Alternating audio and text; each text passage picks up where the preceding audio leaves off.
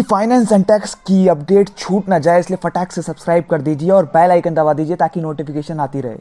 Hello दोस्तों, क्या हाल है आप लोगों के। Welcome to our channel e tax support और मैं आपका दोस्त सीए तुषार मक्कड़ आप लोगों का चैनल के अंदर स्वागत करता हूं। तो आज की हम इस वीडियो के अंदर डिस्कशन करने वाले हैं कि एक प्राइवेट लिमिटेड कंपनी के अंदर जो जेनेरिक लोगों के डाउट होते हैं उसके बारे में आज हम डिस्कशन करने वाले हैं। जो मैं काफी सारे जो क्लाइंट, जो मेरे भी जो क्लाइंट हैं और जो जनरल पब्लिक के अंदर जो डाउट होते हैं उसको इकट्ठा करके लाया हूं। आज उसी के बारे में मैं डिस्कशन करने वाला हूं। मैंने पहले एक वीडियो बनाई थी जिसके अंदर प्रोप्राइटरशिप, पार्टनरशिप फर्म और एलएलपी और प्राइवेट लिमिटेड कंपनी के बीच में डिफरेंसेस बताए थे। उसके अंदर काफी सारी चीजें मैंने कवर करी हुई है कि कंप्लायंसेस से रिलेटेड क्या क्या कंप्लायंसेस होते हैं।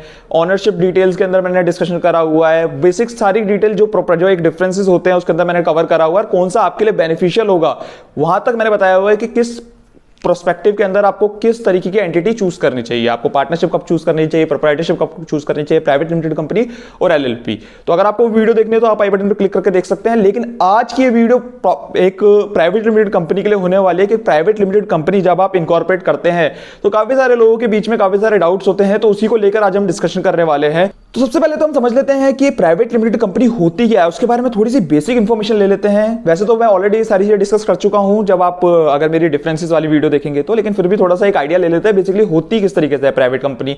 तो प्राइवेट लिमिटेड कंपनी अगर मैं बात करूं तो इसके अंदर मिनिमम 2 मेंबर्स होने चाहिए या 2 शेयर होल्डर होने चाहिए। अगर मैं बोलूं तो 2 डायरेक्टर्स होने चाहिए। इसके बारे में भी हम डिस्कशन करेंगे। 2 शेयर होल्डर होने चाहिए, 2 डायरेक्टर्स होने चाहिए। इसके अंदर जो आपकी ऑथराइज शेयर कैपिटल होनी चाहिए मिनिमम 1 लाख की होनी चाहिए। ऑथराइज शेयर कैपिटल का मतलब क्या होता है? बेसिकली ऑथराइज शेयर कैपिटल होता है कि मैक्सिमम आप कितने अमाउंट तक आप अपने शेयर्स इशू कर सकते हैं। ठीक है, तो आपके authorise share capital minimum 1 lakh होनी चाहिए। पेड अप जो कैपिटल होनी चाहिए, मतलब जितने के आप शेयर इशू करेंगे तो मिनिमम 2 रुपीज की चल जाएगी इसके अंदर। तो मिनिमम 2 रुपीज की आपकी शेयर कैपिटल होनी चाहिए।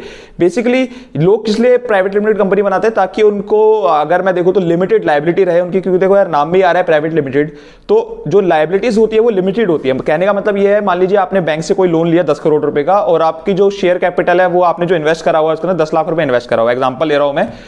तो आपका क्या होगा, जो लायबिलिटी होगी वो लिमिटेड होगी। आपका मान लीजिए बैंकरप्ट हो गई आपकी कंपनी या किसी की कंपनी बैंकरप्ट हो जाती है तो उस केस में क्या होगा, जो आपकी लायबिलिटी होगी वो लिमिटेड होगी, जो भी आपके पैसा इन्वेस्टेड है उस कंपनी के अंदर। ठीक है, मतलब कहने का मतलब यह है कि आपको घर से निकाल के कुछ पैसा नहीं देना पड़ेगा अगर कुछ भी होता है, प्रोवाइडेड आपने कोई पर्सनल गारंटी नहीं दी है। अगर आपने कोई पर्सनल गारंटी दे रखी है देन इन दैट केस आपको अपना भी पैसा, जो आपने पर्सनल गारंटी जिस अमाउंट के ऊपर दे रखी है आपको वो खुद से ही चुकानी पड़ेगी। अगर आपने पर्सनल गारंटी नहीं दे रखी तो जितनी कंपनी की लायबिलिटी होगी उतने जितना पैसा होगा कंपनी के अंदर सिर्फ वही कंपनी को आगे बैंक को पे करना होगा। सीधा सा फंडा है, इसलिए इसको हम प्राइवेट लिमिटेड कंपनी बोलते हैं।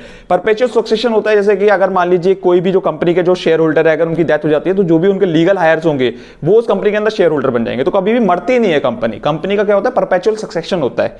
और प्राइवेट लिमिटेड कंपनी के केस में क्या होता है, जनरली लोग ना ट्रस्ट काफी जल्दी कर लेते हैं। अगर मान लीजिए आपकी कोई कंपनी है राम एंड श्याम एंटरप्राइजेस या ऐसा कुछ है, उस केस में क्या होता है कि लोगों को लगता है, थोड़ा सा डाउट होता है, क्योंकि यार एक इंडिविजुअल है और या पार्टनरशिप फर्म है तो एक कोई लीगल स्ट्रक्चर नहीं है उसका। जब आप प्राइवेट लिमिटेड कंपनी आप बनाते हैं तो उसमें क्या होता है, एक लीगल स्ट्रक्चर आ जाता है, क्योंकि आप यार एमसीए के साथ रजिस्टर्ड हो, प्रॉपरली आपने कंपनी बना रखी है। इसका मतलब जो कंपनी होगी वो ठीक से काम कर रही होगी, ये एक जनरल परसेप्शन होता है। और जो इन्वेस्टर्स भी होते हैं, चाहे बैंक हो या इन्वेस्टर्स हो, वो फंडिंग देने के अंदर आपको डरते नहीं है इतना, जितना एज कंपेयर टू इंडिविजुअल या फिर पार्टनरशिप फर्म के केस में होता है। तो वो आपको थोड़ा सा जो फंडिंग होती है या जो इन्वेस्टमेंट होती है वो आपको जल्दी मिल जाती है प्राइवेट लिमिटेड कंपनी के केस के अंदर। तो यार बेसिक इंफॉर्मेशन समझने के बाद अभी हम बात कर लेते हैं कि आपको जब कंपनी इनकॉर्पोरेट करनी है तो आपको क्या करना पड़ेगा। एमसीए से मैंने बताया कि आपको एमसीए के पास जाकर रजिस्टर्ड करानी पड़ेगी अपनी कंपनी। आपकी जो कंपनी जो होगी वो रजिस्टर्ड होगी स्पाइस प्लस फॉर्म के अंदर। स्पाइस प्लस फॉर्म आपको सबमिट करना होगा आपको एमसीए के पास, जो कि आपको इसके अंदर प्रोफेशनल की हेल्प चाहिए होगी। कोई भी सीए, सीएस, सीडब्ल्यूए या फिर कोई भी एडवोकेट हो, आप उसकी हेल्प ले सकते हैं अपनी कंपनी इनकॉर्पोरेट कराने के लिए। तो आपकी जब कंपनी इनकॉर्पोरेट हो जाएगी उसके बारे में क्या क्या, उसके बाद क्या होता है कि कंपनी इनकॉर्पोरेट करा तो लेते हैं लेकिन उसके बाद काफी सारे डाउट्स आते हैं लोगों के बीच के अंदर, तो वही आज हम डिस्कशन करने वाले हैं। सबसे पहला जो डाउट होता है वो क्या होता है, होल्डर और डायरेक्टर एक जो टर्म्स है उसके बारे में हम डिस्कशन करने वाले हैं।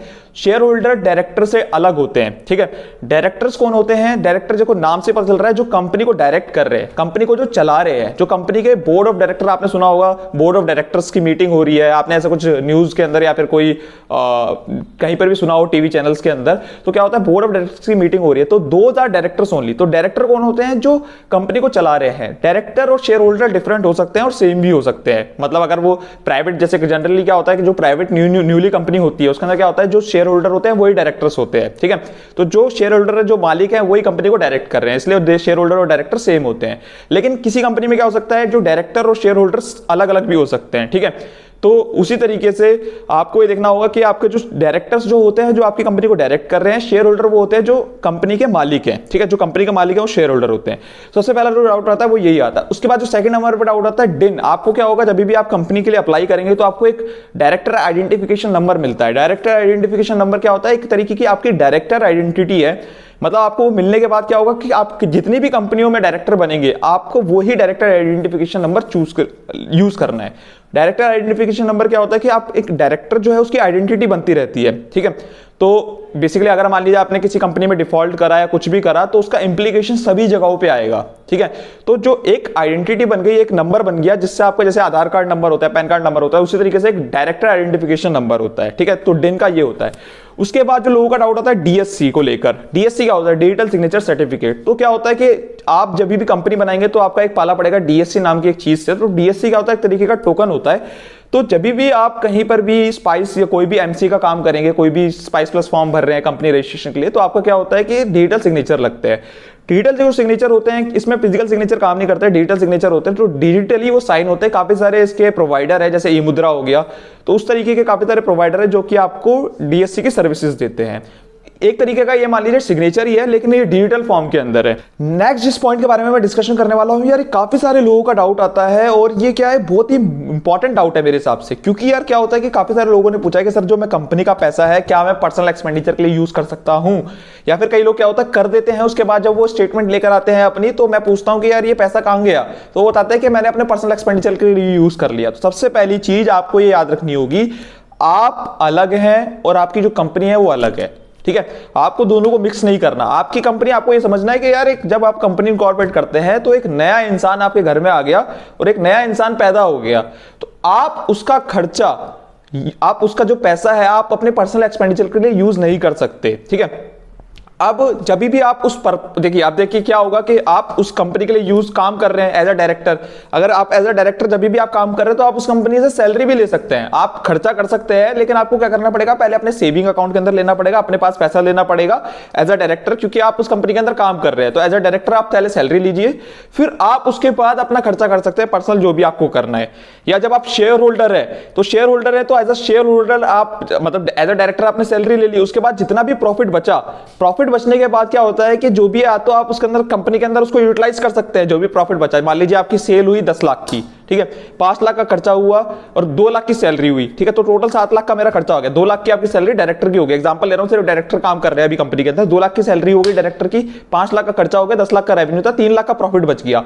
टैक्स वैक्स देने के बाद आपको 1 लाख का टैक्स दे दिया, 2 लाख का प्रॉफिट बच गया। उसके बाद 2 लाख का जो प्रॉफिट बचा, या तो आप कंपनी के अंदर उसको दोबारा यूटिलाइज कर सकते हैं, ठीक है, दोबारा यूटिलाइज कर सकते हैं। कहने का मतलब ये है, मान लीजिए आपने बिजनेस एक्सपेंड करने के लिए उसको यूटिलाइज कर लिया, लेकिन आपको लगता है यार अभी आपको बिजनेस एक्सपेंड नहीं करना, अभी इस वक्त टाइम सही नहीं है, तो आपको क्या करेंगे, आप डिविडेंड ले सकते हैं। डिविडेंड का मतलब क्या होता है, आपका जो भी प्रॉफिट है आप क्या कर सकते हैं, एज अ डिविडेंड जितने शेयर होल्डर होते हैं उसके बीच में एज अ डिविडेंड बांट सकते हैं। मतलब जो प्रॉफिट है उसको आप बांट सकते हैं। उस प्रॉफिट को जो बांटने को जो नाम दिया गया है, क्या नाम दिया गया है, डिविडेंड।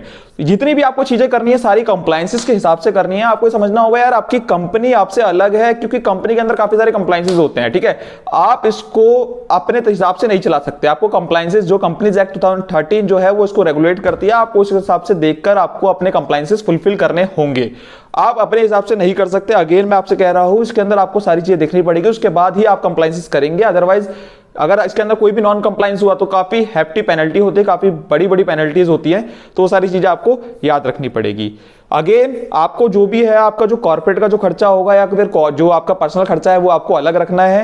आपका जो रेवेन्यू है, आपका जो कंपनी का रेवेन्यू है वो आपको अलग रखना है। आपकी जो पर्सनल इनकम है वो आपको अलग रखनी है।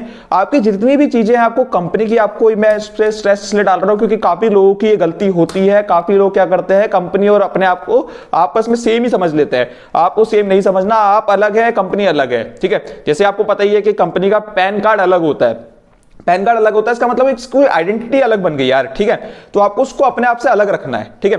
तो पैन कार्ड से मेरे को याद आया, उसके बाद पैन कार्ड, काफी लोगों का डाउट आता है कि सर पैन कार्ड क्या होता है। पैन कार्ड तो आप सभी लोगों को पता है, जब भी आप कंपनी बनाते हैं तो आपको एक पैन कार्ड और मिलता है। तो पैन कार्ड क्या होता है बेसिकली, तो 10 कार्ड उसी तरीके से जैसे पैन कार्ड का क्या होता है परमानेंट अकाउंट नंबर। जब भी आप इनकम टैक्स रिटर्न फाइल करते हैं अपनी, या फिर कहीं पर भी आप कोई ट्रांजैक्शन करते हैं, कोई स्पेसिफाइड लिमिट से ऊपर जा रही है आपकी ट्रांजैक्शन, जैसे अगर आप बैंक में अगर आप 50,000 से ऊपर कैश में डिपॉजिट कराते हैं तो आपका पैन नंबर मांगते हैं। काफी सारी पर्टिकुलर जगहों पे वो आपसे आपका जो पैन नंबर है वो मांगा जाता है। उसी तरीके से 10 नंबर होता है। 10 नंबर क्या होता है? Tax deduction and collection account number. तो बेसिकली क्या होता है, जैसे ऐसे मान लीजिए आपको टीडीएस जब आप डिडक्ट करते हैं कंपनी के अंदर, क्या होता है कि कभी भी आप किसी भी पर्सन को पेमेंट कर रहे हो, जैसे मान लीजिए प्रोफेशनल है कोई, किसी प्रोफेशनल को आप पेमेंट कर रहे हो, अपने सीए को पेमेंट कर रहे हो, एडवोकेट को पेमेंट कर रहे हो, अगर वो जो अमाउंट है पूरे साल के अंदर 30,000 से ऊपर जाता है तो आपको टीडीएस डिडक्ट करना होता है। टीडीएस क्या होता है? Tax deducted at source. तो जैसे मान लीजिए आपने किसी को 40,000 की पेमेंट करी, किसी सीए को या प्रोफेशनल को, तो आपको 4,000 का टीडीएस डिडक्ट करना होगा। अगर आपका 30,000 पूरे साल के अंदर अगर ऊपर जा रहा है तो अब आपको 10% जो है वो टीडीएस डिडक्ट करना होगा, जो भी आप अमाउंट पे कर रहे हैं। तो इसका क्या होता है, 10 नंबर का पर्पस क्या होता है कि आपको डिडक्ट या कलेक्ट, मतलब आपको क्या करना पड़ता है, आपको जो भी आपका जो सोर्स जिससे आप पेमेंट कर रहे हैं या तो उसमें डिडक्ट करना पड़ेगा, या फिर एक कलेक्शन होता है। जैसे मान लीजिए कभी आप स्क्रैप सेल्स करते हैं, स्क्रैप सेल्स के अंदर कलेक्शन होता है, उसके अंदर डिटेल में नहीं जाएंगे। आप ये मानिए कि जब भी आप किसी को पेमेंट कर रहे हैं तो आपको क्या करना पड़ेगा, आपको जब आप कोई भी सोर्स की पेमेंट करेंगे तो आपको एक टीडीएस डिडक्ट करना पड़ेगा। टीडीएस डिडक्ट करके आपको गवर्नमेंट को जमा कराना पड़ेगा उसके बिहाफ पर।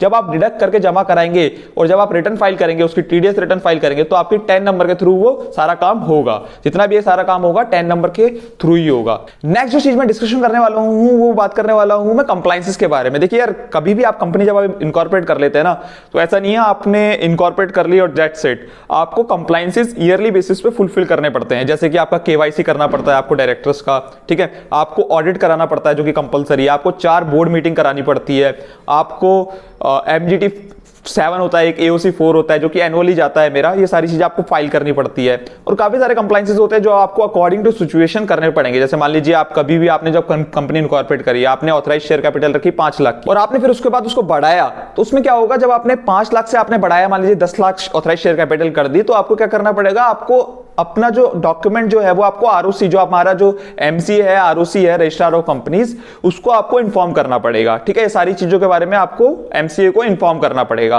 तो ये सारी चीजें फॉर्म्स आपके फाइल होते रहते हैं। तो इसका क्या होता है कि आपको ये नहीं कि कंपनी आपने इनकॉर्पोरेट कर दी दैट्स इट, आपको सारे कंप्लायंसेस आपको ईयरली बेसिस पे कंप्लाई भी करने पड़ेंगे। तो ये सारे पॉइंट तो जो आई होप इसके अंदर काफी सारे लोगों के काफी सारे डाउट आते हैं इसी को लेकर, इन्हीं सारे पॉइंट्स को लेकर। बाकी इससे रिलेटेड आपको कोई भी डाउट है, कोई भी आपको डाउट आता है अदर देन दीज थिंग्स, तो आप कमेंट सेक्शन में कमेंट करके पूछ सकते हैं, मैं आपका रिप्लाई जरूर दूंगा। अगर आपको वीडियो पसंद आई हो तो लाइक जरूर करिएगा, चैनल को सब्सक्राइब जरूर करिएगा। Thank you so much.